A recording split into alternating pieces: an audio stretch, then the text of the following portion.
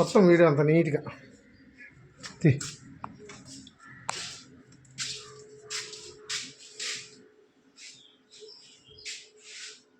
Okay నీట్గా దిగాలి అంత వీడియో. ఇంత అధ్వానంగా ఉంటే ఎట్లప్ప, వాళ్ళ ఉద్యోగాలకు వాళ్ళు కూడా సేఫ్టీ లేకోకుండా పోతే ఎంత చెప్పినా వినేటట్లే. అడిగాను 6 నెలలు అయితే కంప్లైంట్ చేపెట్టి వినరు.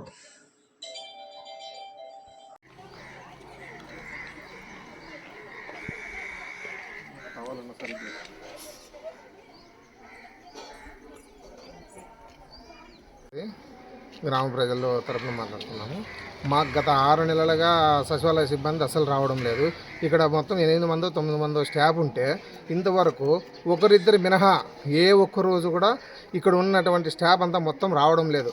ఎన్నిసార్లు ఎంపీడీఓ గారు అయితే, ఇన్ఛార్జ్ ఎంపీడీఓ గారికి అయితేనేమి, కమ్మదూరు ఏవో సార్కి అయితేనేమి గత 3 నెలలు 4 నెలల నుంచి నేను డైరెక్ట్ పోయి స్వయాన కంప్లైంట్ చేసినా కూడా అదిగో చూస్తాం ఇదిగో చేస్తామని ఉన్నారు. కానీ చేసిందిలే, చూసిందిలే, వచ్చిందిలే. గత బర్త్ సర్టిఫికేట్, డెత్ సర్టిఫికేట్లు, పిల్లలు ఇవన్నీ సర్టిఫికేట్లు కావాలంటే చాలా ఇబ్బంది పడుతున్నారు.